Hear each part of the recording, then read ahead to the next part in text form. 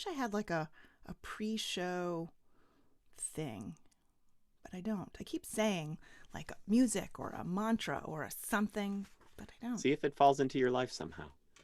Yeah, It I might. keep thinking about it, and I know certain people play certain music and it gets them into it, but for me, it's this pre-show conversation. I Yeah. can sort of tell everything I need to know Yeah. in a way. Okay, let's start. You ready? Yep. Hello, everyone, and welcome to Permission to Heal. I am Marcy Brockman, and I am thrilled that you're here. Today, we have JA Plosker. You're going to love him. Coach, trainer, speaker, attorney, teacher, author, entrepreneur, husband, and father. He's had careers as a social work counselor, an attorney, a college instructor of comparative religion, philosophy, and social work. He is a 3-time entrepreneur, mindfulness, and self-discovery coach. He helps seekers, sensitives, entrepreneurs, and authors go deep to embrace their authentic life and discover their own message. He's the founder of Nobody Press, where he has published 2 multi-award-winning books, The Nobody Bible, Uncovering the Simple Wisdom in Ordinary Life, which I am loving, and the novel An Audible Silence. His content brings ancient and modern wisdom down from the clouds into the practical world where they can help people improve their lives and make the most of their personal journeys. JA is a speaker, teacher, and trainer on mindfulness, ancient wisdom, and personal growth, and has been on many stages, including TEDx. His TEDx speech, by the way, was wonderful. His passion is talking with others about the journey of mindfulness and personal growth. Welcome, JA. I'm thrilled that you're here. Well, thank you. I really appreciate it. You're welcome. Thanks for coming. We've been talking a little bit before we recorded, and there's so much about what you do that just resonates so deeply with me. I've spent the better part of the last day reading the Nobody Bible, Uncovering Simple Wisdom from Ordinary Life, and I just love the way the book is structured. Yeah. When I was in college as an undergrad, I took a course that was something like the Bible as literature.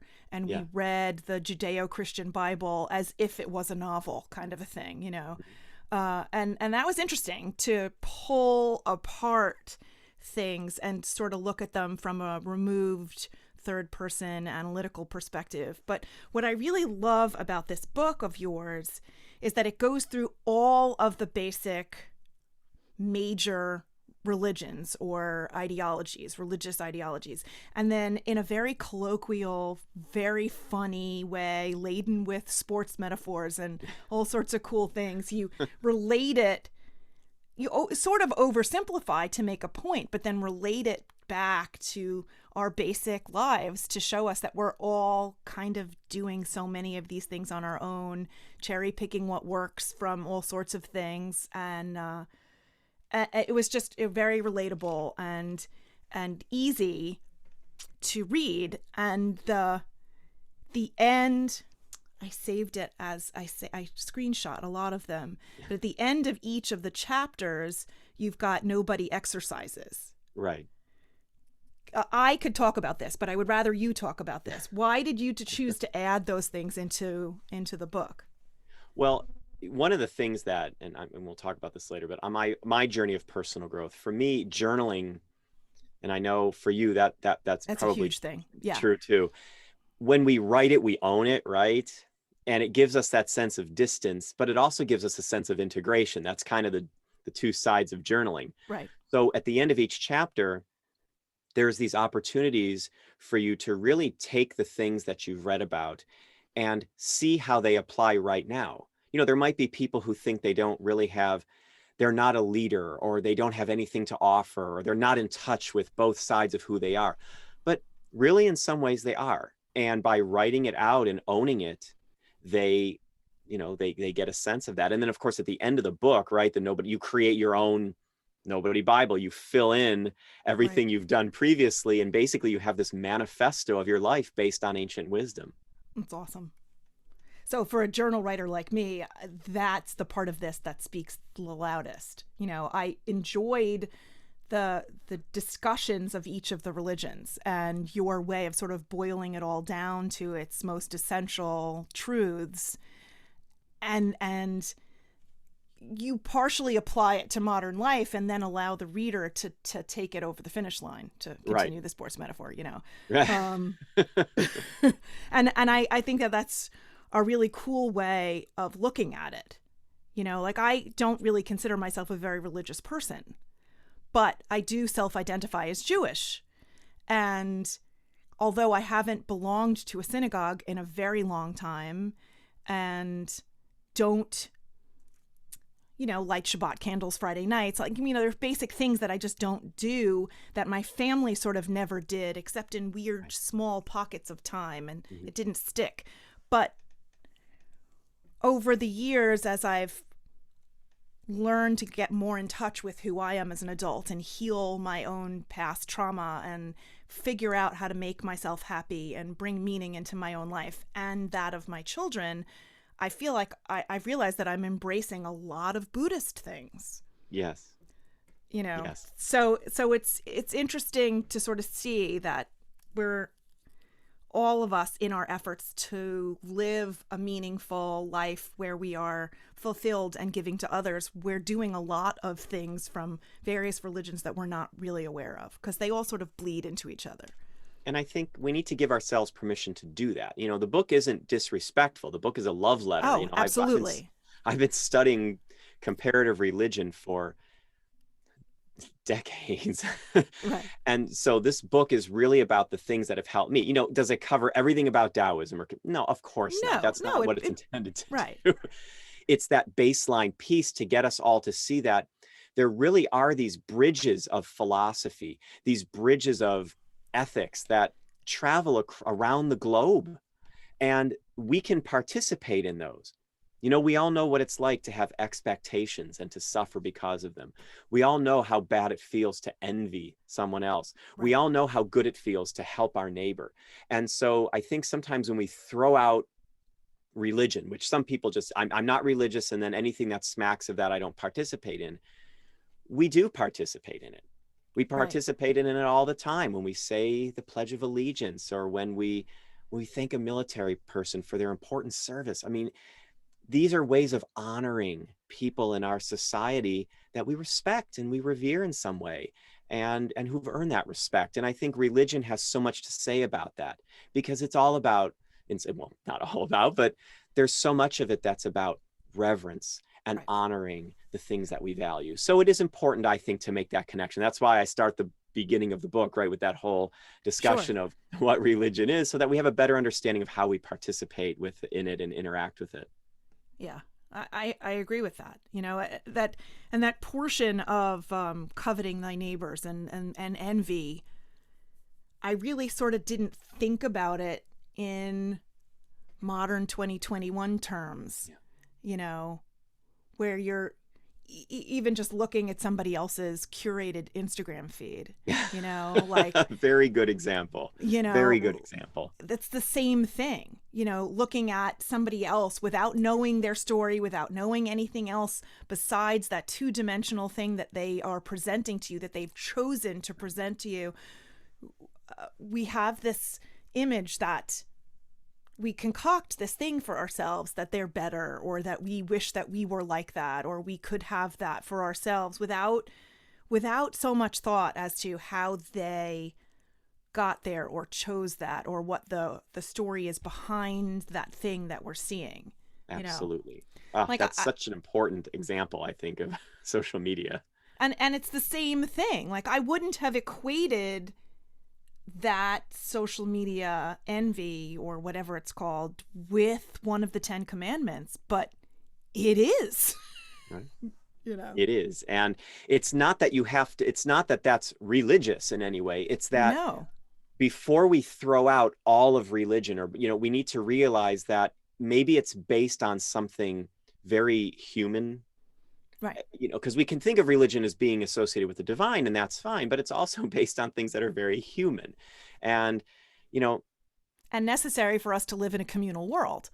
Right. Peacefully. And that's why we look at things that maybe happen on the news, and they shock us. And even if we're not very religious, they still shock us the same way they might shock a religious person, because they're they're banging like a gong against something fundamental inside of us that we don't necessarily ascribe to religious or spiritual, but that somebody religious or spiritual may share that same foundation with us. And I think that's the book tries to bring all that together so that we can have that dialogue. And you did it very well. Well, thank you. I haven't gotten all the way through it because I'm not so good at time management lately, but None of us are at this point. no, it's too much. My son and my husband got their first vaccines the other day, so there's all sorts of hubbub and discussion about that. And my daughter went yesterday, and I had mine done through my school and a while ago. It's just, so much of our mental space is being taken up by staying safe in a global pandemic and trying to find hope as spring is happening in the Northeast, and trying to figure out how to resume some of our lives safely, to not be mired in this pandemic fatigue that I think we're all suffering from, and figure out how to slowly reintegrate social discourse, social visiting, three-dimensional being with other people in a way that still keeps us all safe. So reconnection. Yeah, that's it's necessary after so many it was months. hard enough before all this to make a connection, but now we have to reconnect with what we had. It's without difficult. the fear of sharing a virus that we might not know we have. Right. It's difficult. It's a very difficult time, and it's really, I think, knocked a lot of us off our center. One of the positives that can come out of that, though, is I think a lot of people are now realizing that they had a center, because I think a lot of people, when I was a counselor and now as a coach, people don't think they have a, so I don't know where my center is, I don't know where my anchor is. But what I'm finding now is a lot of people, because of this pandemic and this mentality that we're developing that's so isolated, people are realizing that they did have a core that they knew about. They did have a center. They did have a group. They did have a tribe. They had all this and they didn't realize it. So now they're looking to reconnect with it. That's been very interesting for me to observe and think about. Yeah, I think it has awakened us to things that we took for granted before. Absolutely. Really sort of boil things down to what our basic priorities are and what really is important, and has allowed us a little bit, with a little more clarity, to just get rid of the things that didn't serve anybody any good. That's right. Yeah, I miss my family. I've told them all that once we're all vaccinated and we're allowed to be in the same place, get ready for an awkward hug, because it's just going to be long and awkward. And a lot of people are telling me they're going to celebrate everything, right? And so like these obscure holidays that they didn't really pay much attention to, those are going to be celebrated. And that's part of that center, right? That they realize that being part of community, that joy they didn't even realize that they were getting out of celebrating, they've realized that's something they need, that's something that fulfills them. Little so I think that's touchstones of normalcy and connection. Absolutely. We just did our second annual, hopefully there isn't a third annual, Passover Seders over Zoom. Yes. We didn't think last April, when we were Zooming our second Seder together, that we were going to still be doing it a year later. But we had Vermont, New York City, Long Island, St. Thomas, and Florida all connected in a Zoom Seder. And we couldn't have done that. I mean, there's some beauty in the fact that we couldn't have enjoyed a three-dimensional Seder together from all of those states. It would have required a whole lot of travel and expense. And this way we could just sort of enjoy it how we were, take a couple of hours out of our ordinary day and make it extraordinary, A teacher of mine, the first person that really became my first teacher in spiritual and personal growth, he once said, falling is for going up higher. And that's one of those sayings that we hear, and maybe we dismiss it the first 67 times we hear it because it doesn't resonate with us. Right. But I think when we're talking about the example, for example, what you just said, the pandemic feels like a fall, right? A civilization fall. But look what it's helped us do. There are going to be people who, even when they can go back to in person, they're going to bring up Zoom on their computer and sit and this fall can bring us up higher. Right. because there's a greater appreciation of community and ways to build it. It's not just driving over to someone's house. It's Right. about using the camera on your computer, and that can make someone's year. Right. Having a holiday that way. So falling is really is for going up higher. I think is so we, it helps to frame it that, it's cold comfort when you're in the middle of it. But Right. as we look back in retrospect, hopefully that will be the message that we can bring forward from this, or at least one of them. Yeah, and we're bringing forward the essential things that bring us meaning and bring us connection, and hopefully getting rid of the extra things that didn't serve a purpose. Absolutely. Absolutely. 100%. And I think for parents and children, especially people who have, younger school age children at home, I think that this has created time for back to the basics relationship building. Absolutely. And I know when my kids are in college now, so it's slightly different. They're a little more autonomous, but it did bring them home when they couldn't be at campuses or doing internships in person. It brought them home in their early 20s to spend time with mom that I wouldn't have ever had before, because they would have been off doing those other things. So I'm in that respect, I'm grateful for all of this, because I got that special time with my young adult kids that I wouldn't have otherwise. And I think we're Absolutely. closer because of it. Absolutely. Been, And that will bring your life higher moving forward. So a yeah, fall takes you higher. And I think it's just resonating so powerfully with me lately, because I heard that teaching recently. I'm revisiting that old class that he taught, and it's just coming up again and again and again and again. And it's very exciting to hear your examples, because in such small ways, it really is bringing the truth of that straight home. So, absolutely. And even when my son's back now in Vermont, in grad school, and that connection that we re-solidified over the summer is still holding our relationship now. And so we're talking and relating to each other, whether it's through Zoom or it's on the phone or FaceTime or whatever, but we're relating to each other on a much more personal, connected, emotional, intimate way right. than we were before. It's not just the external, but it's the internal. I love that. It's been just a miracle. Okay, so let's talk about your second book, Audible Silence. Could you tell us about that? I'm very interested. I downloaded it. It's sitting in my Kindle waiting for me. That book, it really was the product. I started journaling in my 20s. I'm now 46. So over 2 decades ago, I started journaling, just free form journaling. Mm-hmm. And I know, after so many years, would you say you've been journaling years, for yeah. 40 years? That free form. Not that old. Yeah. You said it somewhere. 34. Yeah. Yeah. It's fine. So it just came out of me. It was this free form. And I started to develop these thoughts would gel and come out of that. And over time, I realized that I was really putting together what I would consider higher learning for myself. And so then Audible Silence was the first book I ever wrote, but it was the second book I published. And really what it became is a fictionalized compilation of these journal entries that meant something to me. And so the book talks about, the main character and his mentor are working their way through the main character's relationship with anxiety and depression.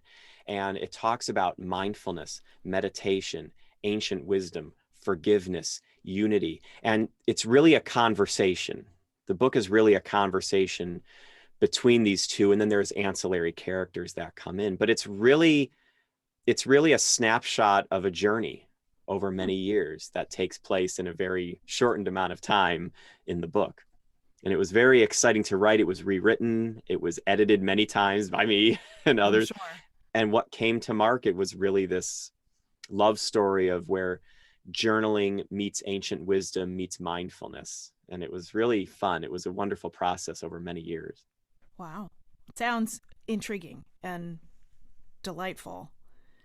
Does the protagonist as he exists now resemble you?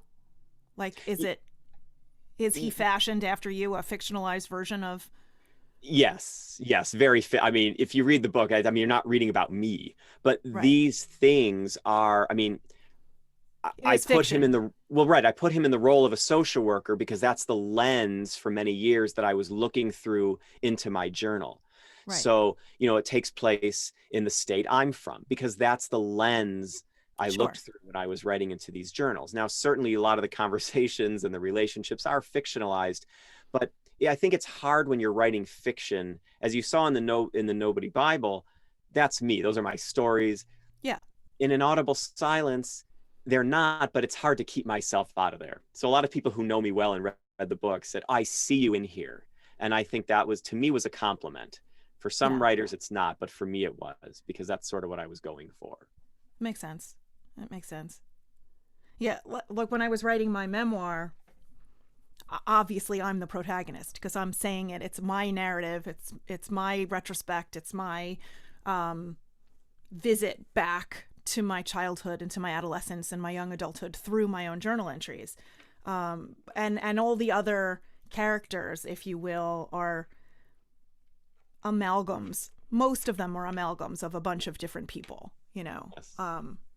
just to protect their identity and for a little bit of brevity's sake, just because it took me 9 relationships to learn one universal lesson, you don't need to read about all 9 of those relationships. So I could boil it down to one and get the whole thing taken care of, Absolutely. So it was slightly fictionalized that way, but ultimately it's still the nonfiction version of my story.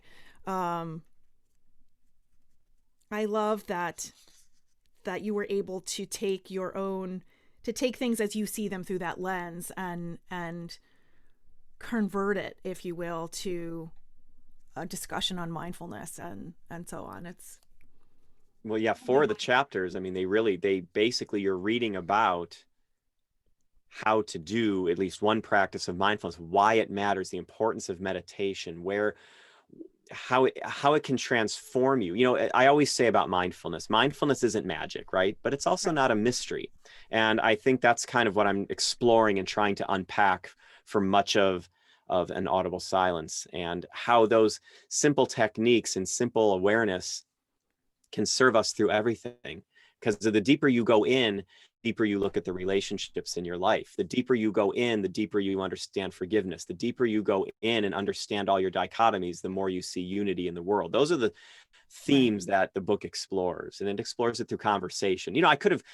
I didn't just want to write a how-to manual. Like, even the Right. Nobody Bible has that conversational tone, because I think that's how people integrate best, because they can pick up even on conversational cues that they resonate with, even if the idea isn't right there yet. Yeah. Yeah, and there was some discussion before that we started the podcast, and I've watched some of your YouTube videos and various things where you talk about meditation not having to be this big, sophisticated thing. You don't have to carve out time and sit in a certain place and say and do a certain thing, and you're not, I think a lot of us, me also, before I started realizing that so many of the things that I was doing in my life were meditative, I had this idea that I wanted to meditate, but I kind of didn't know how. Right. And then upon studying it, I realized that I was already doing it. Right. And, you talked about washing dishes or folding laundry or, sorting things when you're putting your kids' toys away, or, just basic things. I was hoping you could talk a little bit about that, because I think the listeners would find that very interesting. Well, my wife and I developed, if you go to japlosker.com/links, there's a free mindfulness quick start guide there. And it's just 2 pages. But what it does is it tries to boil down how I have come to view mindfulness. I first learned about it. If you watched the TEDx talk, you probably heard the story Yeah. about that miraculous thing that happened. I mean, years ago, and this is important for your question. Years ago, I was really, really struggling with, really bad anxiety and depressive feelings. Like, it was a real struggle, and it was a little scary. Yeah. And this teacher that I had referenced before, one day a year, this teacher would invite, people that were learning with him to come for 5 minutes. He could ask any question, and he'd say, you know, you have the ear of the universe. Well, you know, this is a That's cool. what a pronouncement. You know, I knew this teacher. I knew what this meant. You know, this isn't a parlor trick. So I just graduated from professional school. I was incredibly stressed out. So I went for my turn, and I sat in front of my teacher, and he said, ask me anything. Just go ahead. You have the ear of the universe. And I said, I couldn't think of anything to say. Right. So I asked about the thing that I was blaming for all my issues, right? I said, should I continue to be a lawyer? Because I had just graduated and I was really struggling with it. And he could see how heavy this was weighing on me. And he looked at me and he said, what you do for a living doesn't define you. It's only work. He said, I'm going to have the universe bring you that message. It's only work. Okay, well, at the time, I didn't understand what that had to really do with anything. Mm-hmm. So I went home, turned on the TV, and went back to worrying about the future, went back to regretting the past, and it really didn't affect me that much. Well, a few days later, my dad calls me out of nowhere, and he says, hey, he said, the strangest thing just happened. He said, I'm alone at home. He said, a man's voice just spoke to me out of nowhere and said, call your son and tell him it's only work. Wow. He said, does that mean anything to you? Well, yeah, actually. Yeah, I mean, okay, it did. The reason that's important for the discussion of mindfulness is because at that moment, for the first time in a long time, I was right in the moment. Mm-hmm. And I realized that I was spending so much time putting my focus on my job. I was so anxious about my future and so regretful and depressed about my past that I was never here. I was giving one thing in my life, work, the power to pull me around by the nose. And it was at that point that I started to dive back into ancient wisdom, and I knew I had to make a change. Mm-hmm. And what kept coming up was mindfulness. And that teacher 5 years before that had given me a simple breathing technique that I really hadn't used much up until that moment. And I realized that that simple technique is where I could start. Because he said to me years before, he said, can you sit? Yeah, I can sit. Can you stare at a wall? Yeah, I can do that. Mm-hmm. Can you breathe? Sure. All right. That's what you need. Can you do them all at the same time? I started to research, and I found in all these ancient wisdom traditions, mindfulness. My job wasn't the center of my life. It was just the thing I was giving all the power to pull me out of the moment. So I started to practice simple techniques, and they've carried me now for 20 years. Wow. Over 20 years. And it's very exciting. So I didn't need to go off and do a retreat. I didn't need to become a certified mindfulness. All I had to do was use the life I had right now and start to practice. And it was very exciting, and it still is very exciting. So what kind of techniques do you have in your quick start guide? Okay, so in the quick start guide, I start with he didn't invent that breath technique, right? And I didn't invent it. That was passed down by millions of other people. Oh, mindfulness is many things, but it is not new. So this is a simple technique.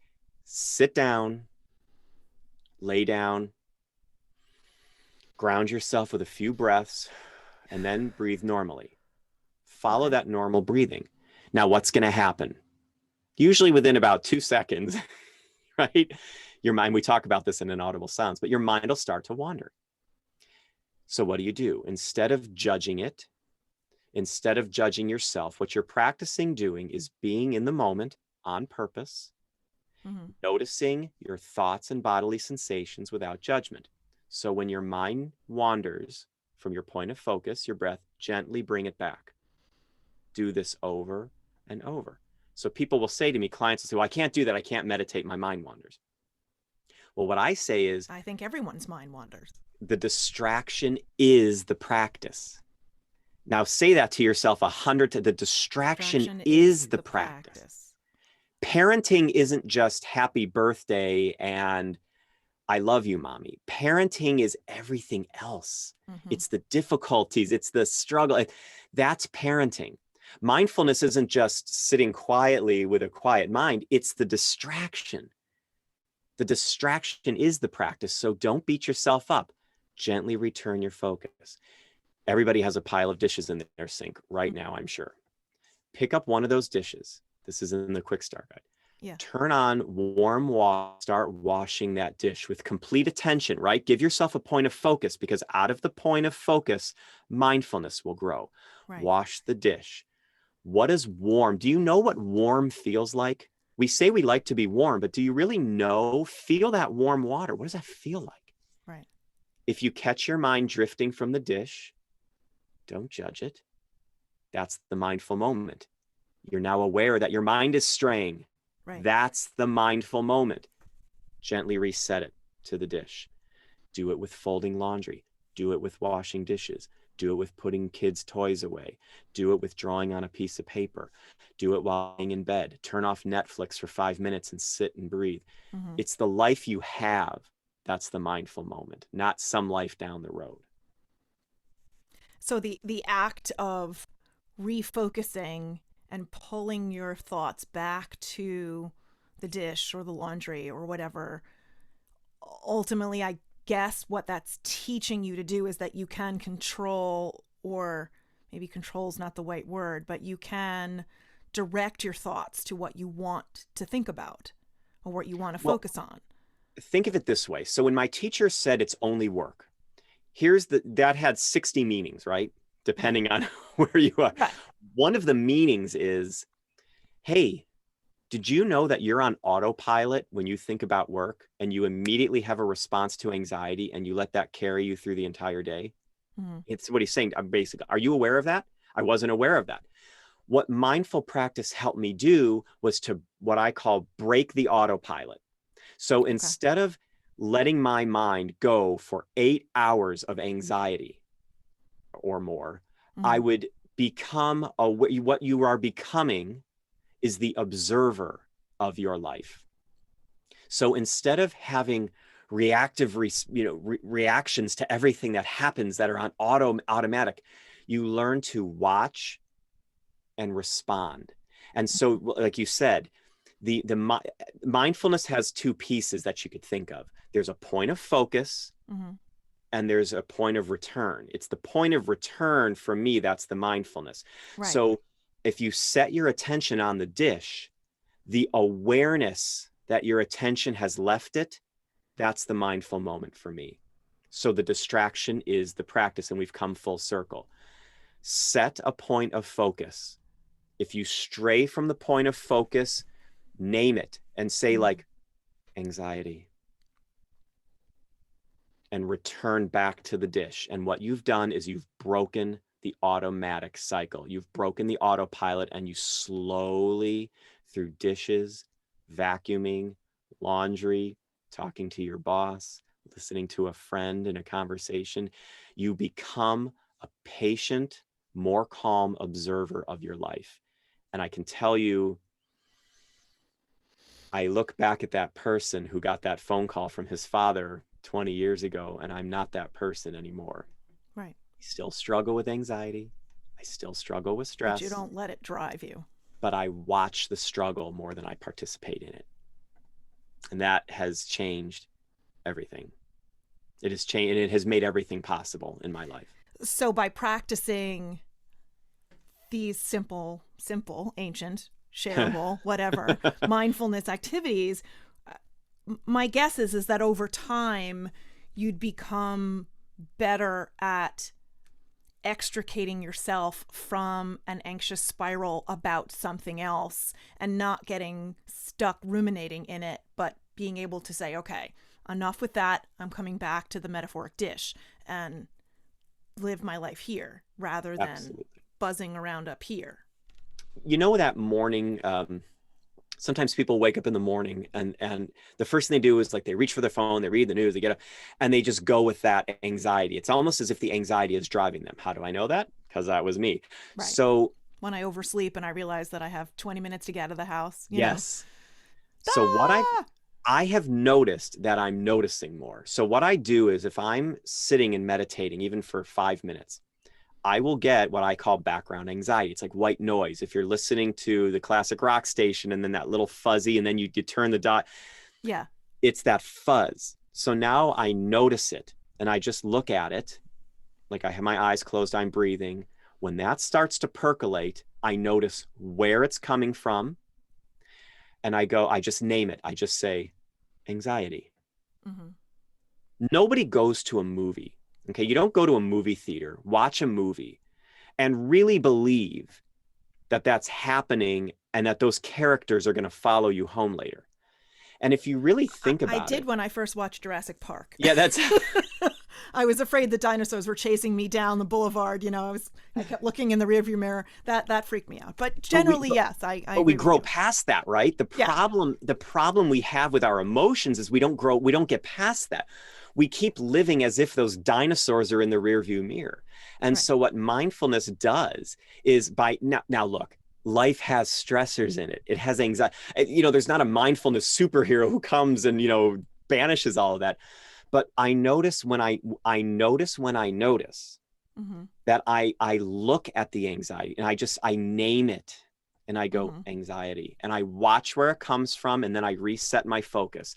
And I can tell you, hand to God, usually what happens is it dissipates. And Right. in therapy, there's something called urge surfing, right? So if let's say you're watching a particular intake of a particular food, or you're having a craving. I used to work with people in addiction. An urge will generally last 90 seconds. If you can surf the urge, if you can, and I didn't invent this, of course, but Right. if you can watch that urge rise and fall like a wave in the ocean, eventually it will break and wash up on the shore and then dissipate. The key is getting through that time. And mindfulness practice is a way of watching, naming, and resetting. And often what you'll find is that it dissipates. The urge or the difficult emotion will Huh. pass. You just Sometimes it connected some doesn't. stuff for me. That's awesome. Yeah. Look up urge surfing. I mean, again, I I didn't just wrote invent it any of down. No, this. yeah, I just wrote it down. Yeah, this isn't I'm new. a chronic emotional eater. Mm-hmm. I pacify that sense of anxiety over something that I'm afraid of or feel overwhelmed by, and mindlessly consume sugar. Yeah. Not healthy, not good. There's nothing about this that's good. In the moment, it's delicious, and then it's gone, and I'm left with more of me to love, I suppose. But urge surf, that's interesting because, my therapist was walking me through this throughout. We were doing phone sessions for the last, I don't know, year. And she was saying, forgive yourself. You're in the middle of a global pandemic. This might not be the time to address your emotional eating issues. And I think to a certain extent she's right, and to a certain extent it's enabling. Not that I'm disparaging her in any way, because I adore her, but I think that taking some of this mindfulness idea and applying it to that, like if I could pull myself out of that anxiety or that fear that's urging me to overeat or to mindlessly eat, if I surfed that out a little bit and was more aware from the outside rather than the middle of the heat of that I Right. probably wouldn't reach for the M&Ms as often. Right. And, look, I've spoken to people who, we talk about mindful eating, intuitive eating, and there's also this idea out there of if you decide that you're going to, take an action or eat something that, maybe go easy on yourself a little bit. I mean, you could call it enabling in a little bit, but you're also calling it, just being human. Sure. I, Sure. I, I mean, I try not to berate myself because, right. you Right, know, because that's clarity in that place. Because once the berating happens, that starts that cascade, right? That right, autopilot. And then you find you're 3 hours away from that M&M and you're still thinking about it. right. And that's not really serving you. Where if you just eat it, consciously eat it, mindful eating. I mean, you can, Google that, people can Sure. Google that, your listeners. Eat it and appreciate it. Eat it slowly. Appreciate the chocolate. Where did that chocolate started as a bean? Right. That candy coating started as like a sugar beet. Appreciate what you're eating. And I've noticed for myself as well, Sometimes I'll take a second or third serving. If I appreciate the first serving slowly, what I notice is that it just, it stops after I eat that, because I've eaten Right. it so consciously that I'm good. Yeah, It's and you've weird. allowed your brain to sort of catch up to the Absolutely. digestive hormones because that takes a Absolutely. while to get from the stomach to the brain. So mindfully, slowly enjoying every aspect of it allows the biology to catch up to the mental. 100%. 100%. I talked to somebody once who was, we were talking about, she was telling me about her, I was interviewing her about vegan lifestyle. And she said, remember, the things you eat will eventually pass through you digestively. She wasn't talking about weight or anything. She was talking about just simple digestion. Right. And she said, if you find yourself eating something you don't want to eat, be very conscious that it's going in and it will come out. And then the rest is something that you can work on emotionally, but remember it will come out. And there's a sense of, it's a very crass metaphor, but it is a sense of release. Sure. It's not going to stay in you permanently, and your emotions don't have to either. And through using these mindful techniques, my teacher once said, your thoughts will come back to visit you like family because you created them. And Right. that's true. But you don't But have to you invite them to stay. you don't have You to don't have to invite them make to them a stay. bed. You don't have to give them a meal. You can A wave them hundred along. Right. percent. 100%. And I think that mindset goes a long way. When I was working with addiction with my clients, again, mindfulness isn't magic, but it's also not a mystery. So it's something that you can put in your tool belt. So I had clients who, they would get triggered if they were driving past their dealer's house, and that would trigger a craving, or they were on a certain off ramp on the freeway that used to lead to a place where we would talk about breaking the cycle of autopilot. And a few clients reported back to me that it worked. Did it work for everybody? Of course not. Not everything's going to work for everybody. But for a few, it worked astoundingly well, because they realized that they didn't really want to use a drug. What they wanted to do was complete a pattern, complete a pattern, complete a pattern. M&Ms become part of a pattern. For some people, it could be running. They have, like, I knew people who Sure. were obsessive Compulsive. Yeah. exercisers. It completes a cycle. It completes a cycle. So what we do is we watch the cycle, we reset our focus, and then we can make a better determination if that cycle serves us. And I think that's important. I think that's very important. Absolutely. Some things will benefit us in the completion of it, and some clearly don't. Absolutely. And we're in a better place to assess that if we're the observers of our life. It doesn't mean you don't care about your life. Right. Look, when you go to buy You're a just giving car, yourself a little bit emotional distance from the thing. right, you research the car before you go in. You know what your price range is before you go in the dealership. Right. Then you fall in love with the car after you've done it. Doesn't mean you Right. don't love buying a car, but you go in prepared, right? That's, of course, it's only natural. Absolutely. Absolutely. Otherwise, we're liable to make a decision that's not parallel with our financial capabilities, That's right. Absolutely. Yeah. Mhm. Interesting. Interesting. Yeah, my mind is like swimming. There's Oh, so much here I want to talk about. We could have like 10 sessions through this. This is amazing. There was something that you wrote about. I sort of think that you already talked about it, though. You were talking about how parenting itself was a very basic practice of mindfulness and forgiveness and meditation and all this other stuff. And could you talk a little bit about what you meant by that? I'm trying right. to find where I wrote it. It's not just for parents. So anybody who has a Here it child in is. their life, right? That's part of the TEDx talk. If you have a child in your life who you love, right? Things, right? So let's talk about this big trend about downsizing, right? And clearing out clutter. Any human can go into a space and begin a process of clearing out clutter, Mm-hmm. donating certain things. Marie But when Kondoing their lives. Does this bring me joy? Right. right, when you have a child in your life, you can't just go into a room and clean out your children, right? It No. doesn't work that way. So child, a child is an opportunity to practice mindfulness on a scale that is, and again, it doesn't have to be your child. Right. You teach. Right. It doesn't have to be your child. It can be any child. It could be you're at the mall and there's a group of children. It's an opportunity for you to observe your body, observe your thoughts when a child is throwing a tantrum, or when a child is in the why phase and you don't have an answer and you're asked the question. If, look, sometimes people don't have a positive reaction to that. That's, children are abused, children are marginalized, and it's really difficult. And so I think having children push our boundaries, they test us, they know right where to go, right? They don't have that filter. Right.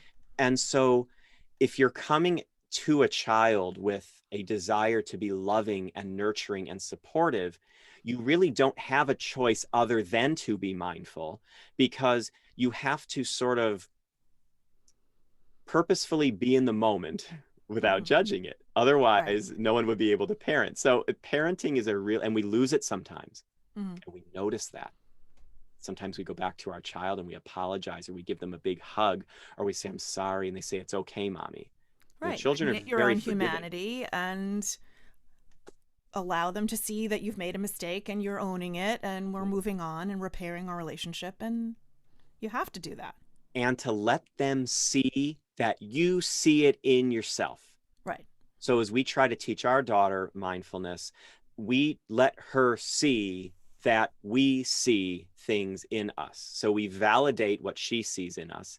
Right. And then she understands that she can trust her intuition. She can trust what she's seeing, that her feelings may be dead on, especially about her parents. Because look, she's 5, so we're pretty much her social life up until now. And so we want her to know that, yeah, you noticed that. Yeah, you were right about that. Yeah, you nailed that. That wasn't you, that was us. Right. So when you have children or love a child, there it is. I mean, that's your great Absolutely. opportunity to practice. Yeah. When I was a kid, I was the child who didn't trust what went on inside because it was very different than what went on outside. And my parents, mostly my mom, because she was my primary caretaker, my dad worked like 89 jobs, she was so narcissistic, and so I didn't know the words for any of this, but she was bipolar, and for most of the time she wouldn't ever own up to or take responsibility for anything that she said or did. And so I had this idea that what was going on was not good or negative or didn't feel pleasant or safe or whatever. And she would always reframe it so that she was the angel and I was the one who was wrong. And there was always a contradiction between what went on inside me versus what I was experiencing. So I grew up not trusting myself, which translated into like 40 years of chaos in my life. Right. And I'm so glad you brought up that kind of example, because, we're programmed to have people program us, right? I mean, we have no choice unless you're living in the forest by yourself. We're programmable. Right. We're software. So when an authority figure keeps overriding our primary function as a child to feel, we keep up an adult, a savvy adult who may have a personality issue that has made them very savvy as they cover it up and start to use defenses to cover that up. People will defend themselves. Children see right to the truth. So oftentimes adults or older children, to defend against that truth, will layer defense, and you became the victim of that. And so mindfulness helps us reclaim that original programming, because as we start to identify, name, and let go, identify, name, let go without It was judgment. the process of learning to trust myself again. Over and over. And then what you become able to do is you get that. Now, when I get a shot of adrenaline, because I used to get them all the time for no reason. Now, when I feel background anxiety, I listen to it more than I did, because I'm reclaiming the old program, right? Right. So I love that you bring that up, because there's layers we have to peel away, and mindfulness helps us do that. Absolutely. And I am very clear to anybody who I talk to that I have been in therapy for my entire adult life. Mhm. That when I realized that I had stuff to work out, and that in order to find myself and learn to trust myself again, I didn't really have the words to articulate what I knew I needed to do. I knew I couldn't do it alone. Right. And so I've had a series, 3 fundamentally very different yet amazing therapists who I have seen, whose voices I still hear in my own head, who I am in still contact with, who help me come to terms with all of the things that were on the outside that didn't make sense, and Right. figure out how Right. to find me in the middle of it. And through the process, for me, what was meditative was the journal writing and creating art, painting, and just the act of pen on paper or paintbrush on canvas.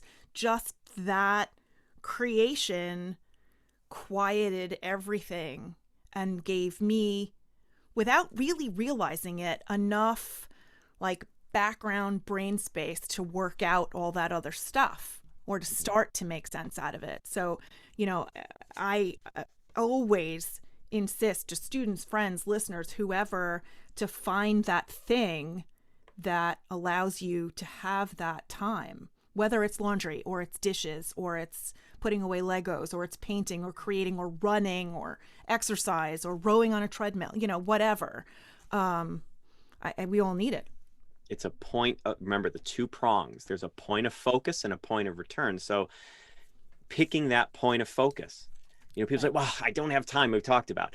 And I said, well, do you have a chair to sit on? Yeah. Okay. Sit on that chair and focus on your breath. That's because all you need to do is give yourself a point of focus where you are purposefully in the moment. Could even be driving. Yes. Turn the radio off. Yeah. And focus on, what does it really feel? Hold the wheel at 10 and 2. What does it feel like The to vibration hold of a the car, wheel? the sound of the engine. Right. How what does the that feel like? very minute adjustments in the steering wheel changes the direction of the car, Absolutely. the wind resistance, the other cars around you. Yeah. And It's there's something about the process of driving that I find a very welcome conduit for very heavy conversations. road trip. That's why that's all those movies, right? They're all centered around that road trip, because that's it. There you are. Right. We've got the distraction of the world around us. We're in traffic. We don't have to make eye contact because there's plenty of other things to look at. Yep. So therefore we can say stuff. Yeah. I love that. Yeah, it was actually on a road trip like that my ex-husband and I decided to get married. There was no grand proposal. There was no real forethought. My paternal grandmother had said, "Gee, you look a lot like my late husband." And I said, "Really? I don't see that, but okay. Maybe you two should get married." And we were sort of making a joke about it. On our way back to Long Island, we were kind of making a joke about it. Like, yeah, grandma said we should get married. Isn't that funny? And we were like, well, I don't even remember the organics of the conversation, but we crossed a river, went over a bridge, wound up in another state by accident, just because we were so embroiled in the conversation. Yep. Or you missed that exit, or yeah, we wound up going like 2 hours out of our way. Yeah. Don't ask me. My first date with my wife, I knew the minute I knew I was going to marry her before I even met her, but she walked in and we had this, we closed the place down and it just, time stood still. Right. But there's an intimacy in these moments, because in some ways, in a restaurant, it's the opposite of a car. There was so much going around us, but we created a very intentional bubble. Mm-hmm. And car is the opposite. In the car, you're in the bubble. So there's so many. Don't ever discount mindfulness. Don't ever discount meditation. Don't ever think look, certainly you're not going to close your eyes and meditate on a freeway, but there are so many ways to practice. If you've got a tough meeting coming up, that drive to work when you really don't want to get there, that's it. That's what I would tell clients all the time. They'd say, "Oh, I have to take the bus to get to." I'm like, that's it. Mm-hmm. The bus ride here is the practice. Right. Can you tolerate? Can you be patient? Can you be? Take your earbuds out and just sit and notice the noise on the bus. Are the things you don't like about the bus ride really things you don't like, or are you just making that stuff up? Right. Any moment is the moment. Yeah. Yeah. I found when I was going through my divorce and life was at its like most chaotic, you know, my mom's addiction was off the hook and I was fighting with my ex-husband and our kids were very little and there was 1,000 things to be anxious and afraid of, like Right. real things, not shit I was making up. Right. And just the process of teaching my classes was a mindful activity because Yes. I had to put all of that stuff away. I had to learn to compartmentalize I and love put that. all of that stuff over here because the way for me to do my job well was to just focus on those 25 kids in the room. And it was such a godsend having this job because I Yep. was able to get some respite from all of that noisy minutia and just focus on these 25 kids. And I swear it was my salvation during that year of chaos. Yeah. Yeah. I love that. I used to suffer with panic attacks, and sometimes they would hit me on a campus for just for no reason. Sure. But when I got into class, it was like I was walking through a tunnel, and the tunnel would narrow, it would narrow, it would narrow. And then I would pull out my grade book, I would pull out my notes, and I would say, all right, We're here now. so does this table in front of me really exist? And from then on, for the next 2.5 hours, I was completely focused in it, and then it was gone. Yeah. I would drive home, I'd feel great, I'd stop on the way home and get something to eat, I'd turn on a movie, Right. and it would go swimmingly. So it's a very powerful, I love that you bring that up, because sometimes the things that we think are going to make us feel worse, oh, I don't want to go to work today. How many times have I gotten into work, and now I work from home, and Right. just focused on, I write trainings and scripts in my other life. I get involved in a training or a script that I'm writing, and everything else disappears. Right. It really, this discussion of mindfulness reminds us that any moment could be the moment.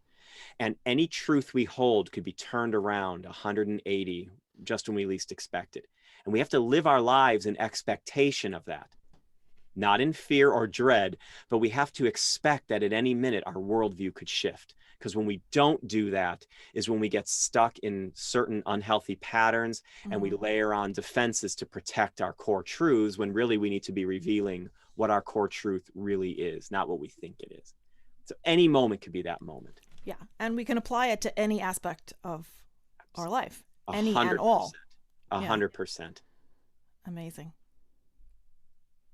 Huh.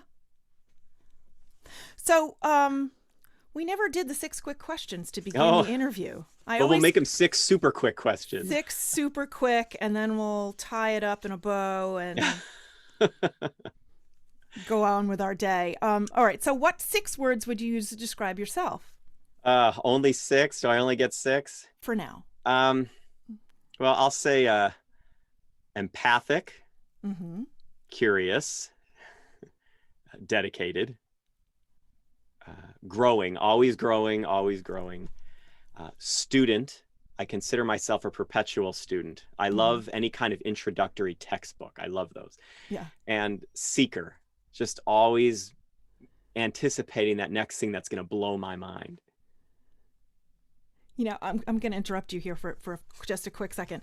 I always have my prospective guests fill out this questionnaire, this little survey that lets me get to know them and so on. And so many of the answers, like what are you most passionate about, and so many of your answers, if you get rid of the specific detail, I could have written about myself. And so the 6 words that you used are almost dead on the exact same 6 words I would use to describe myself. I think we are destined to be friends, JA. Well, when I met you, when I saw your podcast, I knew, that's why I wrote you a very heartfelt letter, because you just know, right? Yeah. You know when you know. You just know. So I just knew. So I sent you the letter, and here we are, and it's wonderful. Here we go.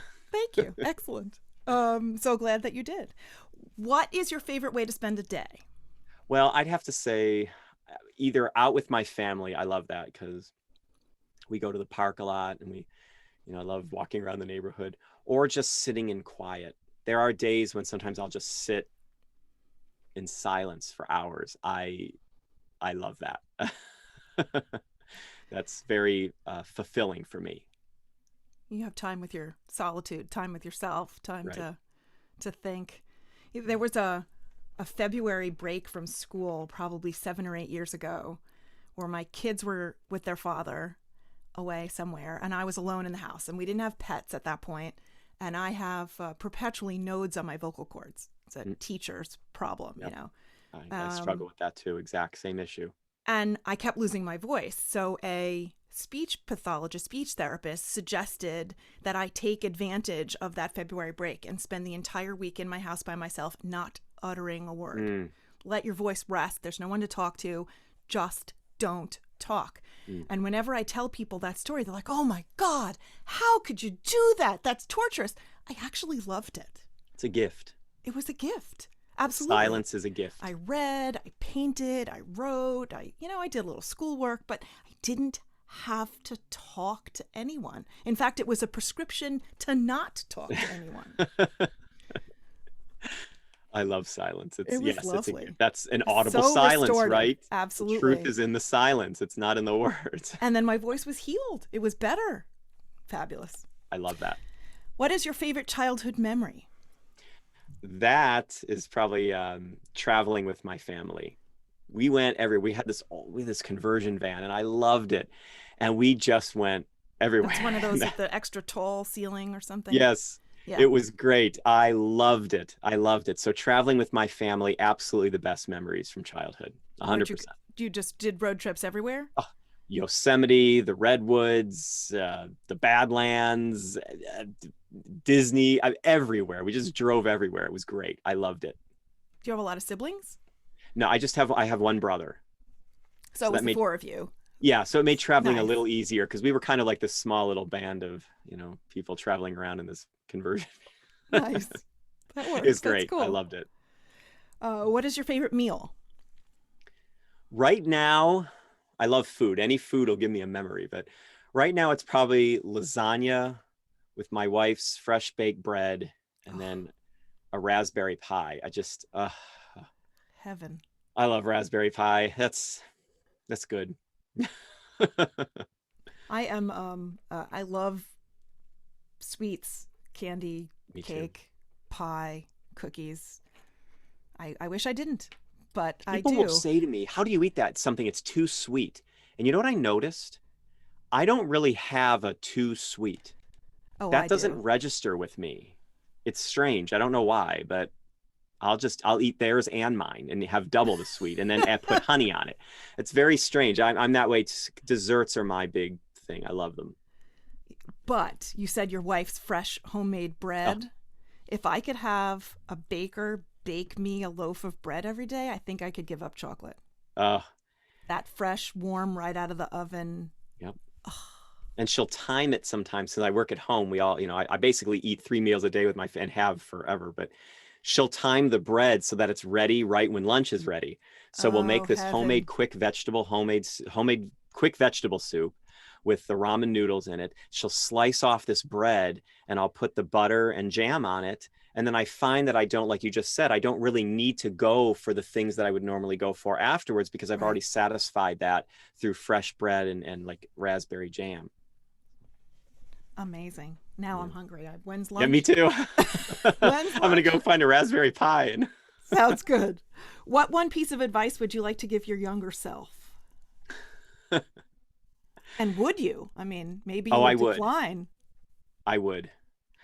Barring the butterfly effect and all of that. No, because this wouldn't alter. To me, I don't know if this would really alter the course of history. I think it would have just made history a lot more palatable for me. Most of the things you're going to worry about are not worth worrying about. And I know that is such a cliche. But it's true. That is, sometimes I'll do an exercise with myself and I'll try to go back in my memory. And this is just for me. This isn't for everybody. This won't resonate for everybody. But I try to go back in my mind and come up with a situation I worried about a lot that actually turned out as bad as I thought it would. I really cannot come up, because usually what happens is I worked my way through it and was better for it. Mm-hmm. So yes, I know it's the worry that may have prompted me to action, but I really struggle to come up with a time that something I truly worried about to the ends of the world actually happened the way I thought it would. And if I could get my younger self to understand that. Get a little more detachment from these things and a little space from the anxiety of it. And yeah. Yeah, I would have done that. Absolutely. No question. That's the piece of advice. So that's monumental.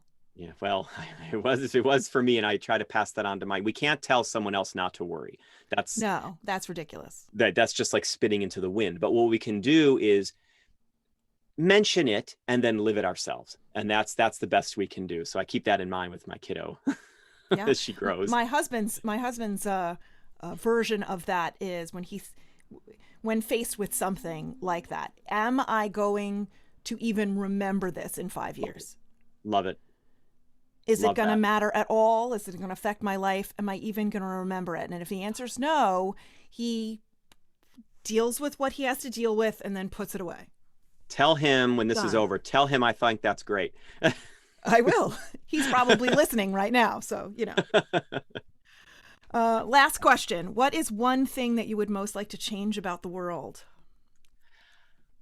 I think it's reflected in the Nobody Bible, and it's reflected in an Audible Silence. And it's the idea of, I wish we could build more bridges of understanding between people by being more charitable to others' points of view. Yeah. And I think that's huge. That goes back to mindfulness in the form of radical awareness. If we could be radically aware that the world is a circle, right? Anywhere you stand in a circle, someone stands opposite you. It's impossible to have truth in a circle because someone's always opposite you. So if we could just have the awareness to understand that we are the product of experiences and so are others, I think that would go a long way to creating the dialogues that will bring us a little more peace and understanding. So that would be great. And less divisive. I think in the last, I would say 5-6 years, maybe fewer, there's been much less tolerance or respect for people of different opinions, beliefs, ideologies, points of view than I can ever have remembered before in my lifetime. Agreed. And I think one of the problems we're having now is we're cloaking opinions, we're cloaking differences in truth. So instead of just sitting and having a conversation about points of view, we first make sure everybody knows that we're right and this is the way things are. Now we're going to talk about it. I mean, okay. I mean, I suppose. If it even gets that far, I find that people completely shut down and refuse to even listen to somebody who they perceive might have an opinion opposite to theirs. I'm being very I'm being charitable and assuming we're even getting to the conversation. Yeah. But it's very difficult, and people are taking their opinions, whichever way, whatever they are, it doesn't matter. Whatever they are, yeah, it doesn't matter. Left or right, to the nth degree, because I think people now feel that's the only way they're either going to be heard, taken seriously, or to convince themselves that what they're saying is true. And I think we've lost middle ground. Yeah. And I'm sure a lot of your listeners probably identify as either very sensitive or empathic. And it's very hard to deal in a world like that because, if someone's a peacemaker or they don't like confrontation, they don't really have a seat at the table anymore. And that's hard. That's hard because those are the people we need at the table, but they don't feel like they can come there anymore because there's nothing for them to eat. Wow. There's a good metaphor. Well, everything's food with me. Oh, I agree. I relate to that. Yeah. This has been wonderful. This is wonderful. So how do people get in touch with you if they would like to? You have a free 15-minute consultation at japlosker.com/coaching. I'm going to link all of these things to the show notes. So if they want to find you on socials, they want to find your coaching business, they want to find you on YouTube, it'll all be there. Okay. Well, they can if you go to japlosker.com/links, everything's there. Blog posts, the free mindfulness quick start guide, the link to the 15-minute consultation. Excellent. My wife and I are starting up a mindfulness project. So if people want to learn more about that, they can go either to they can follow me at JA Plosker, or they can follow my wife at Melissa Plosker, or they can follow us. We just started at Moving Toward Mindful. That's going to be our little project. So everything's there. But if people are curious about coaching, free 15 minutes. If they want to just learn on their own, free mindfulness quick start guide. If they want to read a little more, the books are priced so that there's hopefully no barrier to entry. So if they go to japlosker.com/links, it's all there. Awesome. Thank you so much for joining us, JA. This has been a wonderful, wonderful conversation. Well, thank you. This has been a pleasure. I appreciate the time. My pleasure. Wonderful. Thanks.